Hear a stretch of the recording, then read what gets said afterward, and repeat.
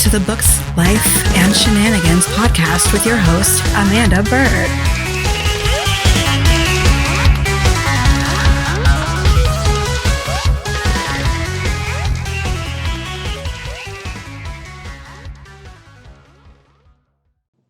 Hey, welcome to this week's episode of the Books, Life, and Shenanigans podcast.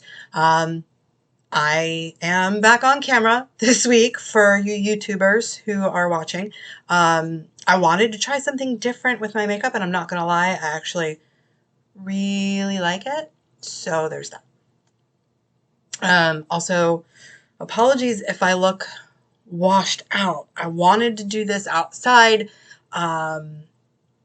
Multiple factors kind of prevented that. Like the app I use to record videos on my laptop wouldn't record anything without being plugged in, because I guess it would just absolutely demolish the battery in about 3 seconds.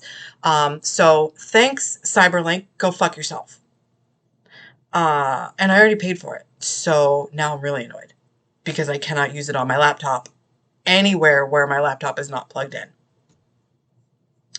If you know of a reasonably priced lifetime purchase on a video recorder that will actually open while my laptop is not plugged in, like it opens, but it won't record. I click the record button and it's like, nope, failed, can't do it.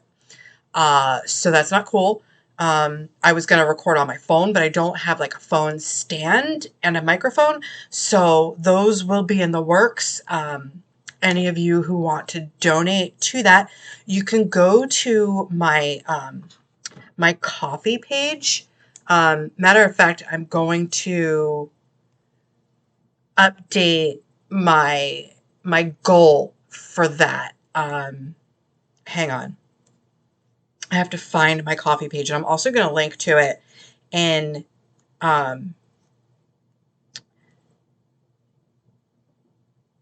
apparently it's called a coffee shop. Okay, sorry, my bad. That's for people who want to support one time but don't want to, or can't do the $5 a month supporting on Substack. If you're gonna be a Substack supporter, I highly suggest heading over there. Books, Life, and spelled out shenanigans.substack.com, because that's a really, really good one. If you want to continuously support or be like a founding supporter. And with the founding supporter, you get some swag of kind of your choice. I think it's a t-shirt. I have the way it's set up. So yeah, that's Books, Life, and Shenanigans, and is spelled out .substack.com. Click the subscribe button. If you're on YouTube or listening on Apple or Spotify, there are links in the episode description. You can head over to the Substack that way, or you'll be able to head over to the Ko-fi if you want to just make a one-time donation for that. Also, if you have recommendations, that's really what I'm looking for here. I mean, obviously I want to do both, right? Because the income from the podcast allows me to keep making these podcast episodes. So I would really appreciate that as well. But sorry, I'm having a huge effing fight with my coffee shop here. So that's because I'm not paying attention to how to get into it. Oh, shit. Okay, there we go. But if you have suggestions on a video recording app for computers, right? Windows computers specifically. I am on Windows 10. I refuse to upgrade to 11 until they make it fucking functional. You hear me, Microsoft? Make it functional. Don't make me have to download some bullshit overlay because you fucked up your OS. Anyway, where was I? If you have recommendations on video recording apps, software, whatever you want to call it, single lifetime fee, I don't have to pay for updates, that kind of thing, like, because that's how I'm doing the Cyberlink UCam right now. Drop them in the comments. Shoot me an email, amanda.bird.books@gmail.com. Let me know what your suggestions are, because I absolutely would love to know what they are. Because, like, seriously, if I can't sit outside with my laptop on my patio and record a podcast episode when it gets cooler outside and I just want to fucking be outside, which, I mean, let's face it, is a few months away. Yeah. Cyberlink. Fix it. Somebody. I don't care. Just somebody's got to fix it. Okay, so my current goal actually says enough caffeine to keep up. We're going to change this to a new video recording software, right?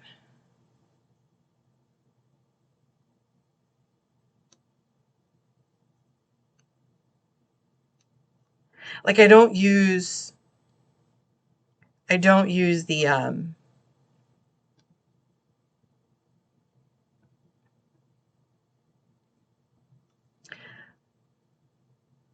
I don't use like all the filters and shit. I just like, I'm looking at this video and it looks like shit to me. But what's going to happen is when I upload it to YouTube, it's actually going to look a lot better than it looks to me right now, which is kind of weird. So I do actually want to stop using Cyberlink. So I am editing my coffee shop goal right now. So I'm actually going to take a brief break to fix this, and links are in all descriptions. Okay, sorry. Links are in all descriptions. And I have updated the goal for my coffee shop. Look.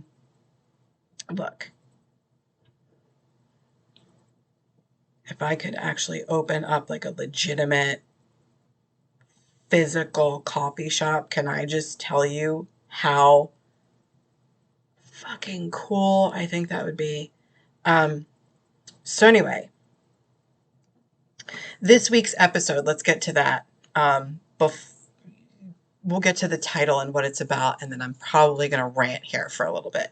By a little bit, I mean hopefully like, I don't know, 30, 45 seconds, potentially a minute.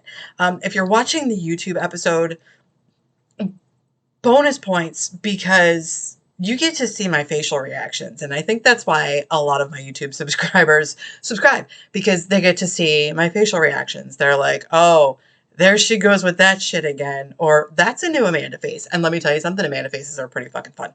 So there's that. So this week's episode actually started out again as being me narrating another of my stories, right? And then I quickly canned that because for whatever reason, I thought my notes were on another subject that my work bestie had provided me with, and they weren't, right? So my notes for this week's episode were not on that. And I was like racking my brain half this afternoon, even though I was actually working, like a paid gig working, because now I technically have 3 jobs, right? So I have the day job, I have the books, which is by all means job 2, right? Because I want my books to become my full-time job. And then job 3, which is AI chatbot evaluation messing with sort of thing. So I've got 3 jobs, and fuck having 3 jobs. The last time I had 3 jobs, I was fucking 17, 18 years old.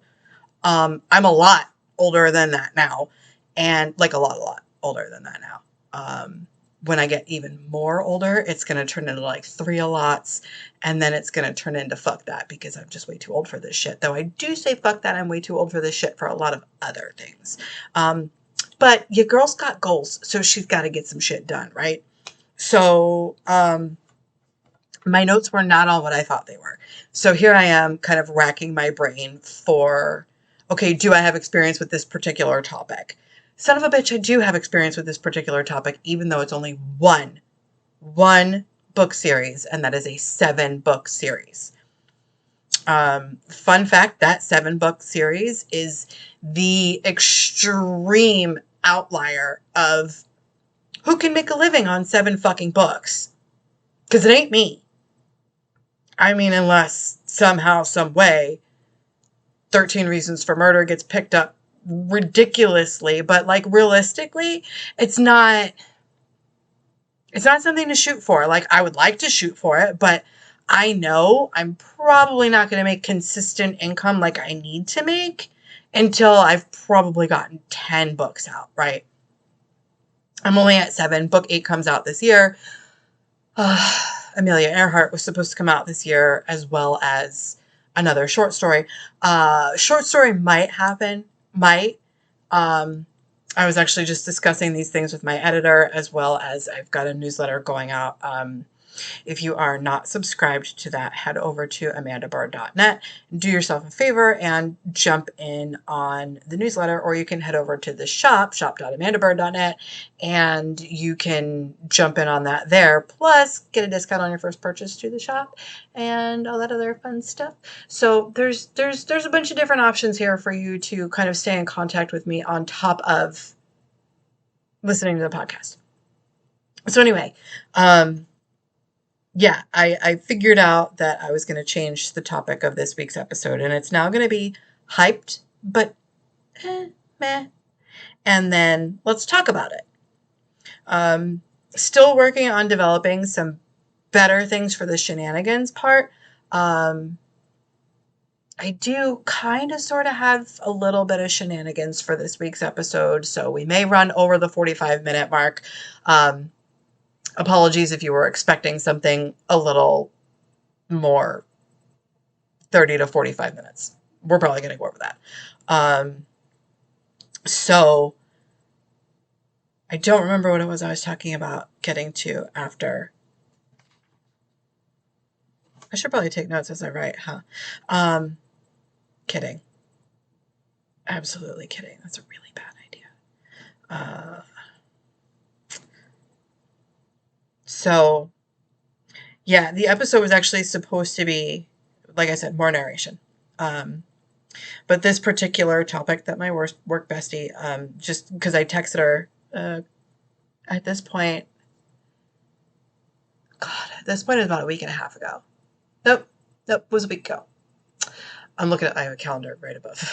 I have calendars everywhere. So I texted her and I was like, hey, I need ideas. What do you got for me? Like, as a reader, what do you have for me that I'm clearly not thinking about? Because this girl devours easily like 2 books a week, maybe even 3, especially now that she's like more into audiobooks. By the way, she gave Kill Creek like a glowing 5-star review in a text message to me, and I thought that was amazing, because Kill Creek is fucking awesome.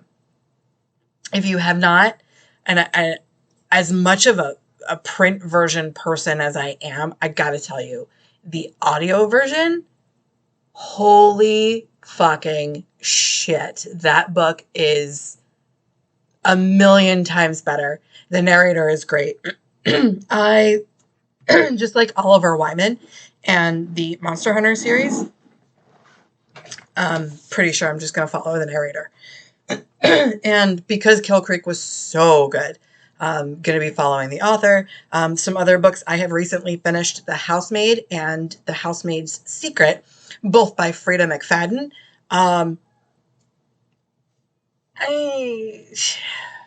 I'll get into my pet peeves about narrator pronunciations in the next episode, and I'm actually going to make this note right now. Stand. Okay, note made. Narrator pronunciations and accents, right?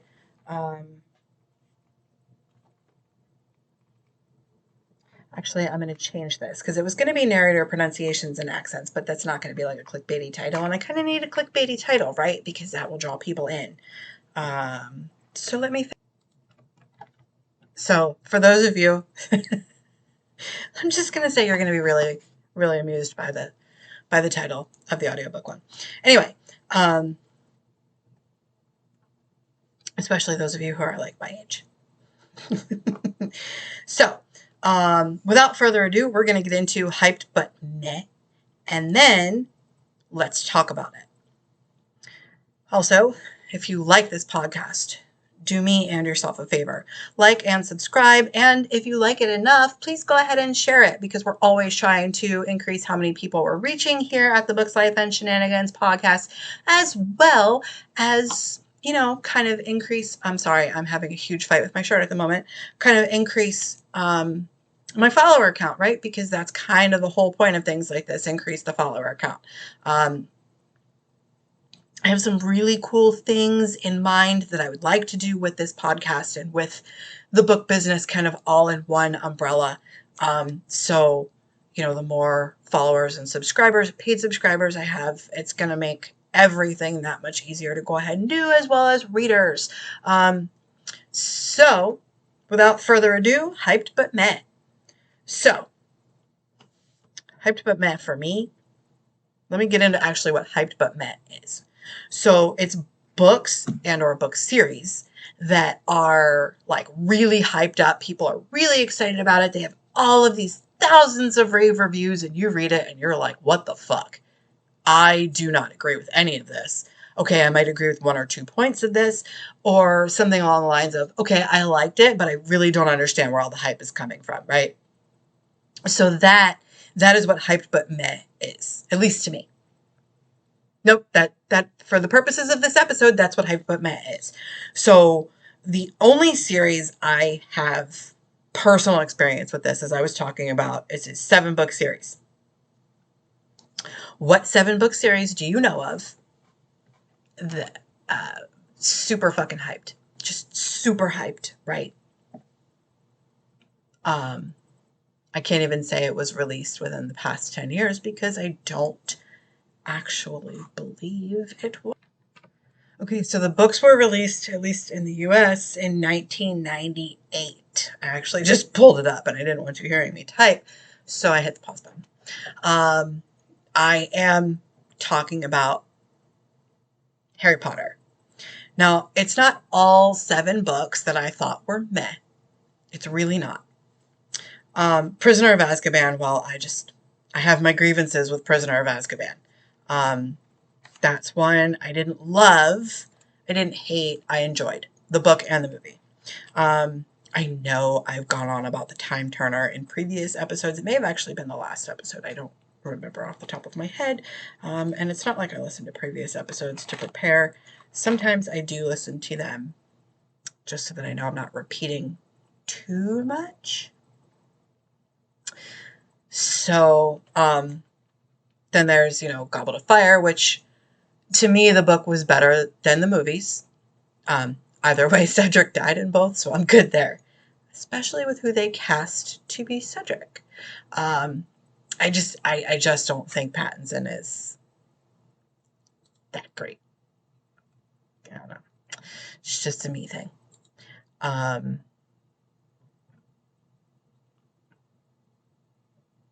So, yeah, there's that. And then what's after Goblet of Fire?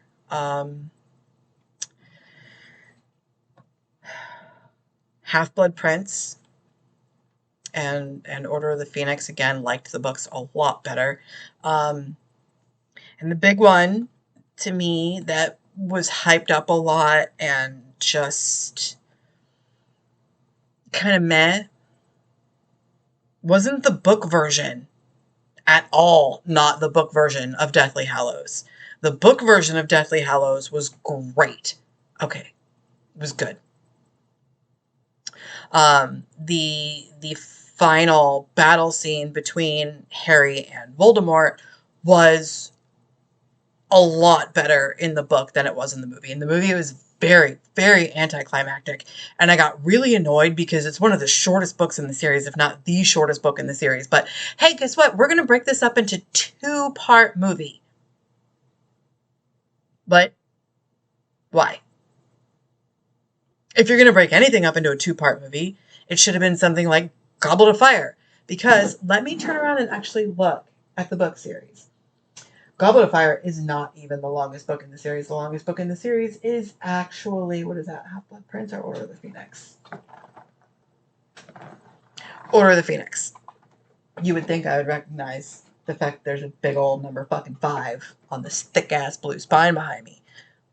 But no, apparently I have too much paperwork on top of it, so it's all kind of like hanging down and covering up that number 3. Anyway, I'm sorry, 5. I mean, yeah, you know what? It might actually be the longest book in the series now that I am looking at these. They're not mass market paperbacks, they're trade paperbacks, I think.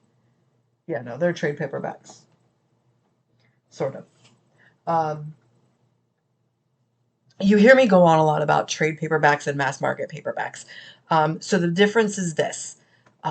Mass market paperbacks are generally like 4x6 size, right? So when the page count gets above 350, it really starts to hurt your fucking hands.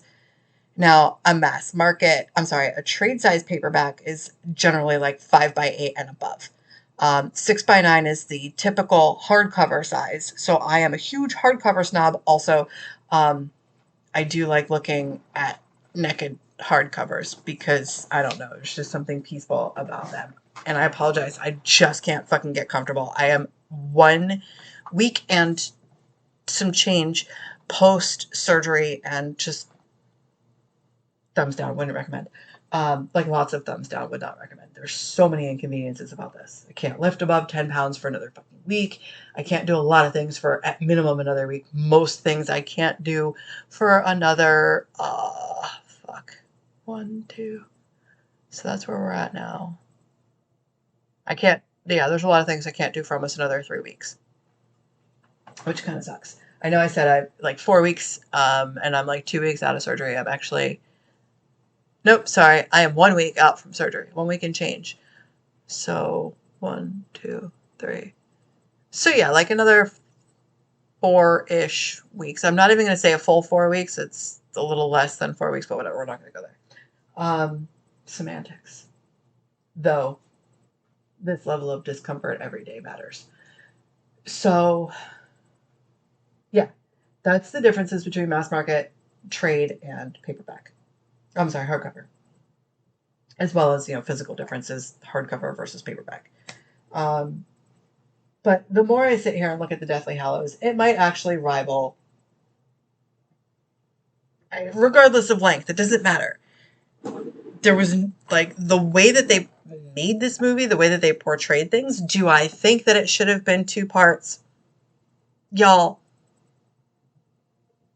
The Fellowship of the Ring was fucking 3 hours. Do you know how many hours Deathly Hallows, both parts together were?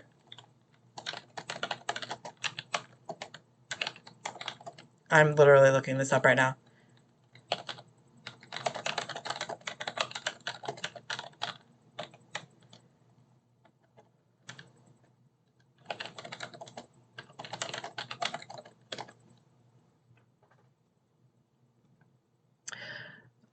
4 hours and 36 minutes. The first one was 2 hours and 26 minutes. The second one was 2 hours and 10 minutes.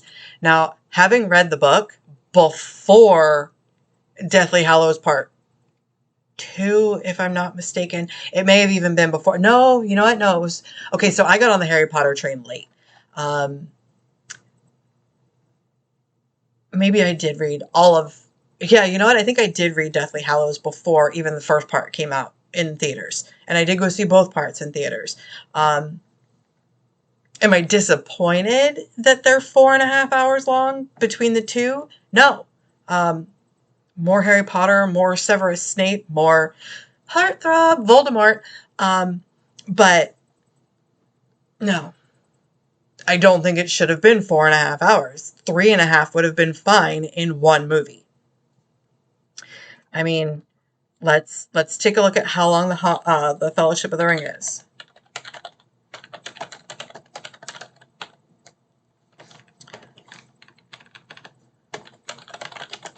Fellowship of the Ring was 3.5 hours. There you go, 2 hours and 58 minutes. It's really weird that one of these under winteriscoming.net says it's 178 minutes long, but when I do the basic Google, it says 3 hours and 28 minutes. Wow, there's a couple of theaters in Florida that are actually showing it right now, which is crazy. And then there's a question about why is it 4 hours? It's actually not.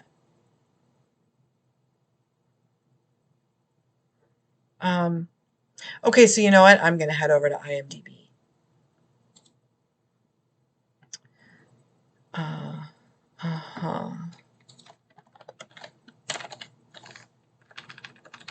head over to IMDb and get the actual runtime.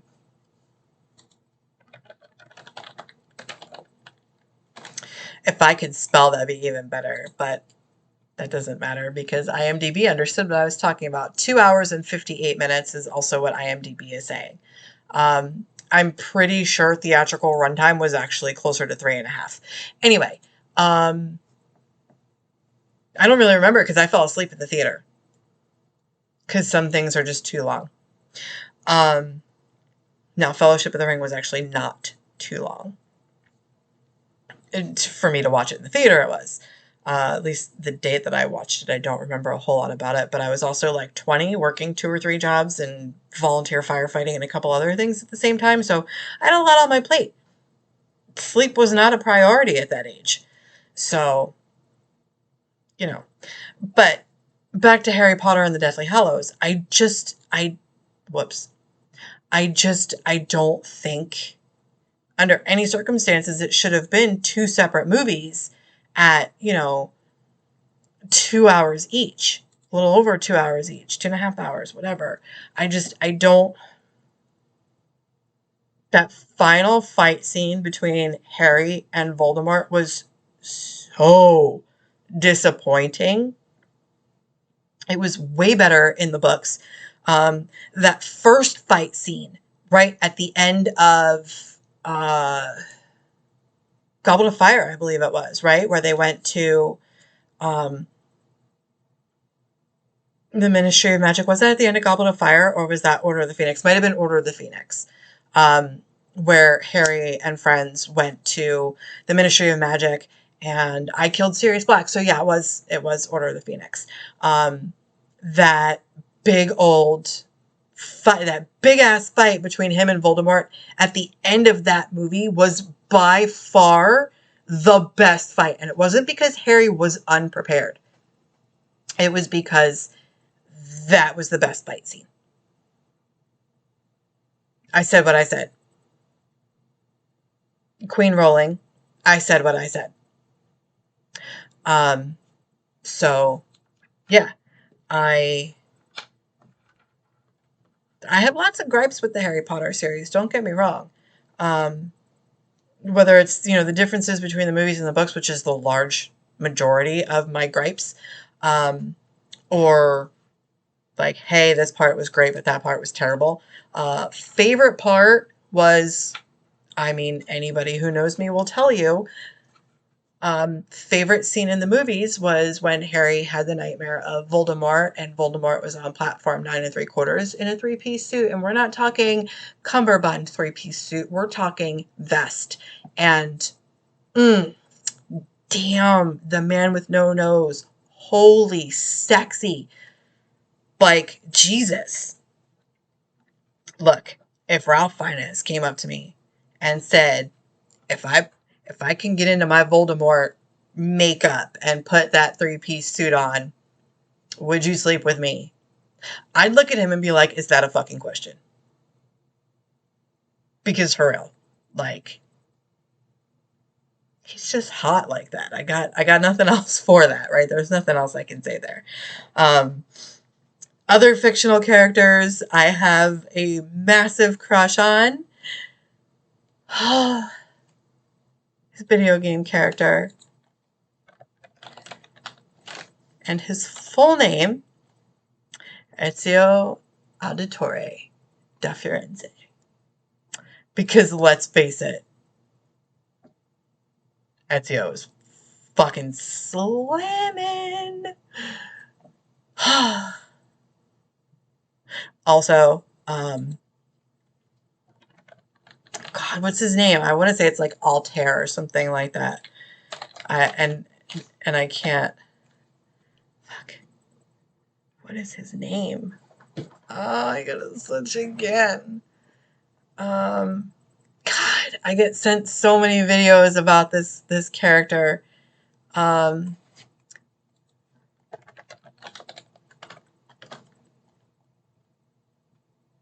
what's his name? Of course you can be a vampire in this game. Asterion. Baldur's Gate 3.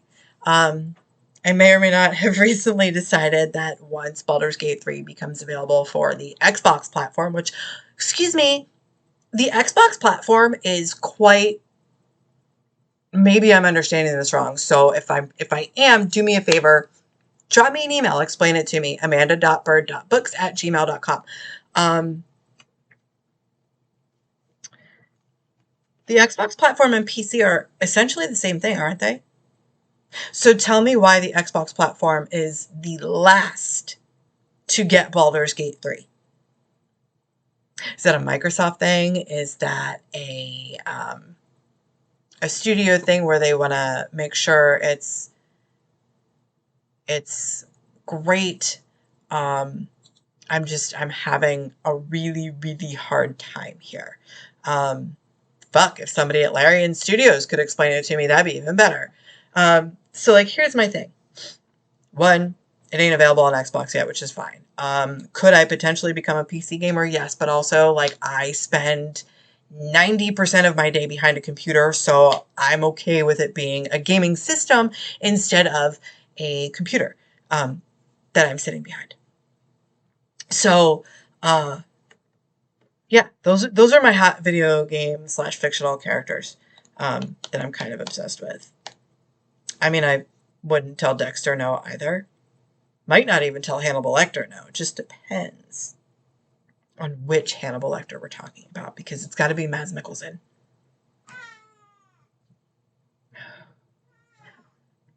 Apologies if y'all can hear the cat. Should have closed the door. So where was I? Yeah, hot fictional characters. I mean, I could go on for quite some time about hot fictional characters, specifically Ezio, but I will not torture you like that. So on to the life topic of this week's episode. Let's talk about it. We need to normalize being able to talk about our trauma, specifically abuse, with other people.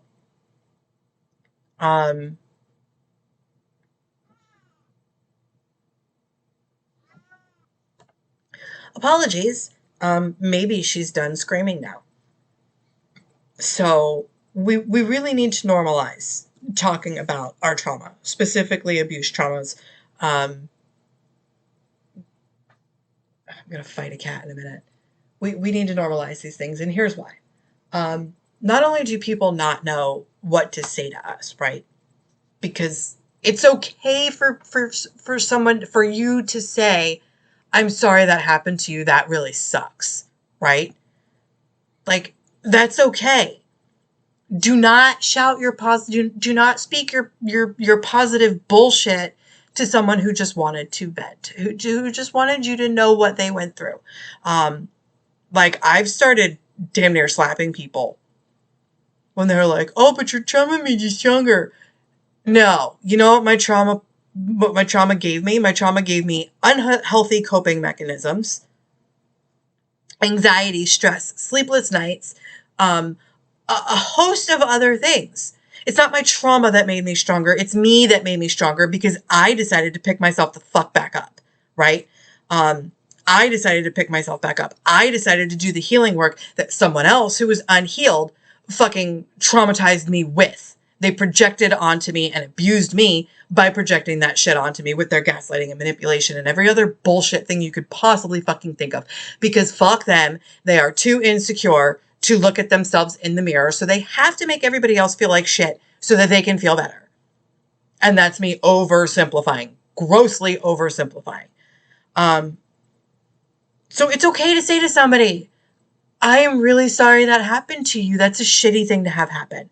And leave it at that. You can leave that there. I promise you. We're going to appreciate that more than you throwing out, oh, but your trauma made you stronger. Or, oh, you're the strongest person I know for having gone through that. Shut your fucking mouth if that's what you're going to say. Just shut up. Don't say a fucking word if that's all you're going to say to somebody. And I learned this from listening to a Mel Robbins podcast. Actually, it might not even have been a Mel Robbins. Ow, fucking cat claws. She's got two. she's got 2 that she wouldn't let me get, and she just dug them into my thigh. So now my finger is under her foot. Now she's mad. Yeah, this is a subject I get pretty heated about because it's not okay. It's not. If you don't know what to say and you're uncomfortable saying that's a shitty thing to have happen to you, I'm sorry that happened, you should probably like reevaluate how you interact with people altogether. Even me, the most abrasive person who's actually very good-hearted, I just pull no fucking punches. Even me is finally learning to say that sucks and leave it at that, because there are times where I want to be like, because I'm conditioned. Oh, well, look at the silver lining. Fuck the silver lining. Agree with them. It sucks. Let it go. It's not the end of the world. I promise you. It's not. Come at me with some of that toxic positivity, and there's a good chance I'm going to tell you, shut the fuck up and do it again, and we can't speak anymore, because that's a new boundary of mine. I'm done with the toxic positivity. It's really bad at work, and because I still need my day job, I have to politely ask my director and manager, hey, can you lighten up on that, because it's actually kind of toxic and not productive for me. I ruminate on toxic positivity, so it's really not productive for me. Rumination fucking blows. And then I'll bitch about it for like at least an hour. And then hours later, I'll still ruminate it on some more. And it's so not productive. It's so counterproductive. In a society where anxiety and ADHD and ruminate and the different psychological disorders run rampant, especially the ones that are associated with rumination, y'all need to knock that the fuck off at the corporate level, at the friend level, at the family level, at the parent level. I don't give a rat's ass what level it's at. Knock it off. Because it ain't helping nobody. Nobody. I promise you, nobody. If all you can think of is some positive bullshit to say to somebody who just wants to vent to you about what they went through, you need to evaluate yourself and how you interact with your friends and people around you. Because I am making it very clear to my friends. I don't want to hear it. I will say, look, I just need to vent. You don't need to say nothing. I'm trying to get those that are around me into a habit of, if you're gonna respond in a situation like this, unless I'm specifically asking for your opinion, this is how I want you to respond or not respond at all. We need to normalize talking about the things that we went through. And it's not just because people don't know what to say to these things. It's also because it helps the survivor. It helps the person who's still in the victim situation the most, right? Because they're still in that situation. They can't get out right now, or they can't get out at that time. They need someone to talk to. They need someone to vent to, whether it's they just need to get it off their chest. 9 times out of 10, 9.5 times out of 10, that's the case. They just need to get it off their chest. They just want someone to know what it is they're going through. Right? So, because that's what they want, and I can say this coming from wanting to talk to somebody from the victim standpoint, and my friends fucking did this. All of my friends, there is not one that did not, I promise you. And those of you who are listening that are my friends that I came to when I was still in the victim situation, I'm going to tell you right now, do not feel bad. You didn't know, I didn't know until I hit the survivor part of this journey, and got into recovery. I didn't realize there were different phases. Please don't feel bad. Please don't. Don't even reach out and apologize, because I already know you're sorry. Some of us have had these conversations. So when you're, I hate stitches. Anyway, when someone's coming to you specifically and, you know, they're stuck in this situation, they're still a victim of these circumstances, this person, they're stuck in some way, shape, or form. They just cannot get out of this situation, relationship, whatever. And they just want to talk to you. They just want to vent. Let them talk and vent. The other reason we need to normalize this is so that those in the situation can feel more comfortable going to their friends, going to, you know, people that they trust, confidants. We want our friends to tell us. We don't want to make them feel uncomfortable. There are people in our lives that we will choose to stay friends with, even though they are exhausting. We draw boundaries around that, how much time we spend with these people.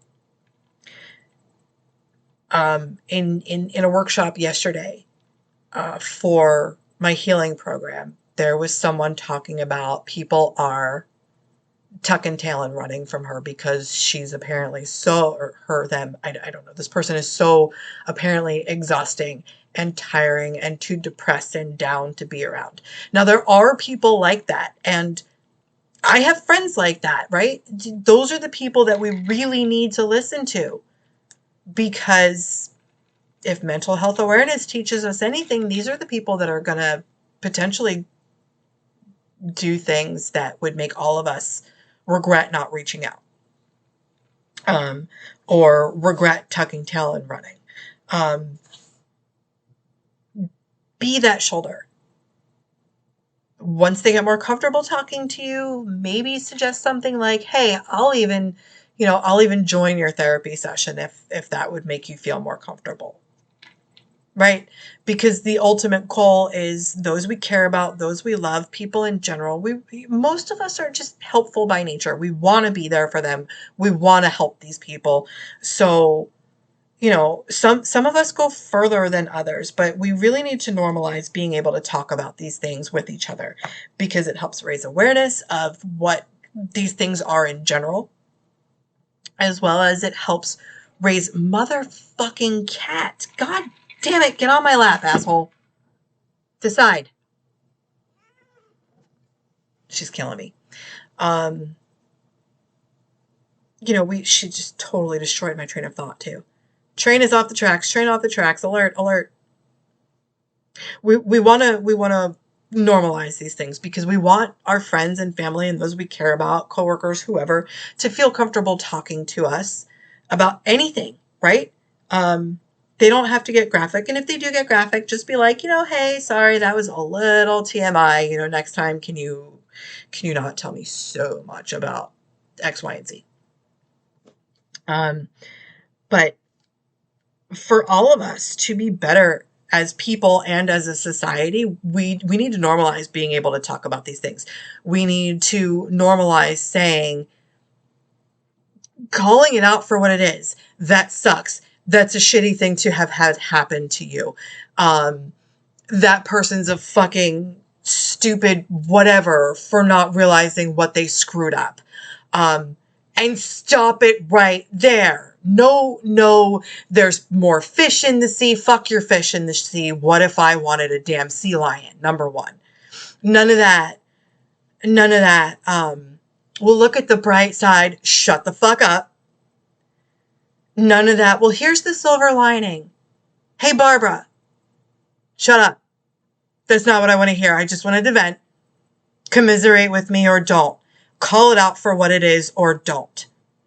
You want to hit me with the positivity, which is also, in this case, it is toxic positivity. It's not okay. It's absolutely not. Now, a lot of us, especially my generation and older, that's how we were raised, right? Always look at the bright side. It wasn't okay then either. It's not okay now. It wasn't okay back in the 90s. Honestly, it was never okay. And I'm the type of person where I usually have no problem calling things out, but I do want to try to make people feel better. Anymore, I am very conscious of the shitty things that people tell me. I will say, I'm really sorry you're going through that. That really fucking sucks. And I let it go at that. I don't say, look on the bright side, look at the silver lining. Oh, well, you'll be better off for this. Nah, fuck that. It's not okay. And that's why we need to normalize talking about the trauma with other people. Just not only to help reduce, because we'll never get rid of, toxic positivity, but, oh, y'all, that was my realism kicking in there. I wonder what strength that is, what number it is. I only know my top 5, and that ain't it. Top 5 for reference, those of you who know the Clifton strengths.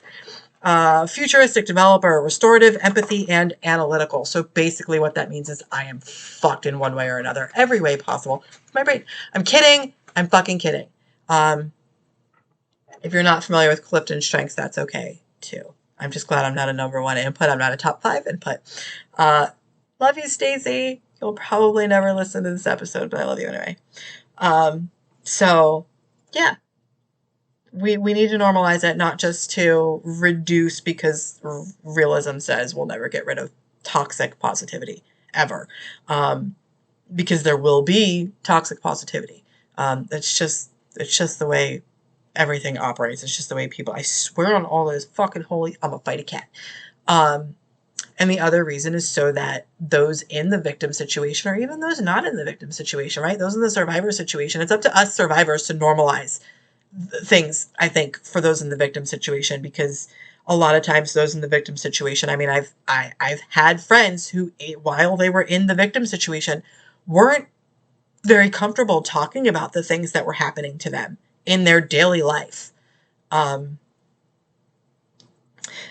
a lot of us in the survivor situation aren't comfortable talking about the things that were happening to us in our daily lives.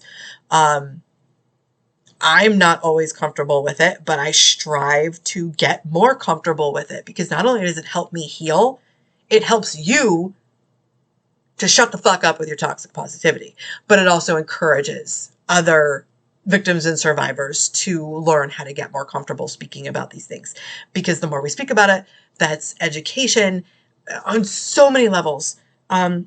There's things I just can't break down because the words are just not forming in my brain. It's like the thought is there. I cannot, I'm having a really hard time with formulating it. But there's so many good things to come out of normalizing discussing the traumas and normalizing lessening the frequency of toxic positivity, right?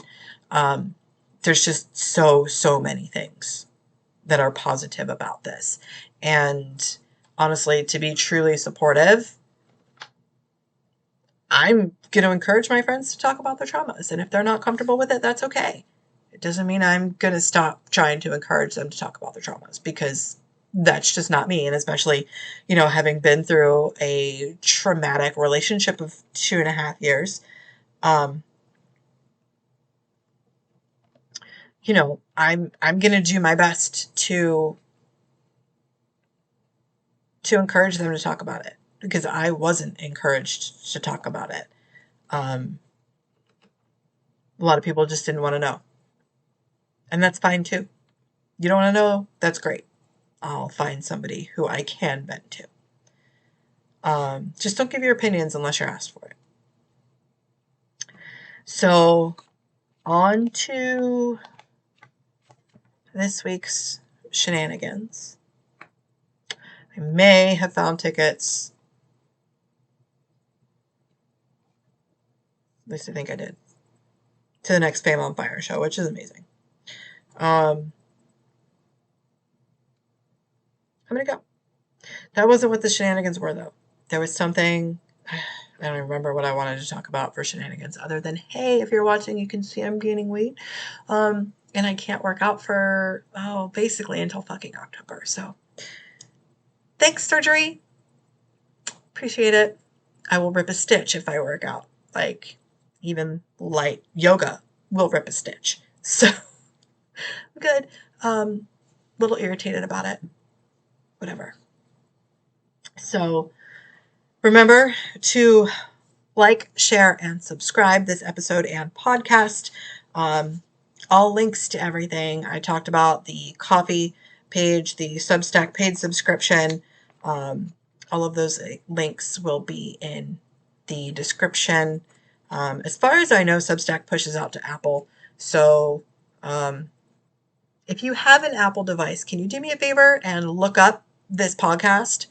Because chances are you're listening on YouTube or Spotify. So do me a favor and look up this podcast on Apple and just make sure, because Substack says that they automatically distribute to Apple. So I'm down with that. But yes, remember, like, share, subscribe. Hit that button for me. And again, if you'd like to make a one-time donation, you'll head over to the Ko-fi page. If you'd like to be a monthly subscriber / yearly subscriber, that's on the Substack side. Financially support that way, and then, get your swag. And I believe there is a larger discount also to my online store if you are, a paid podcast subscriber. So thank you so much for hanging out with me this week. I did go over. I appreciate you being here, and I will see you or talk to you next week.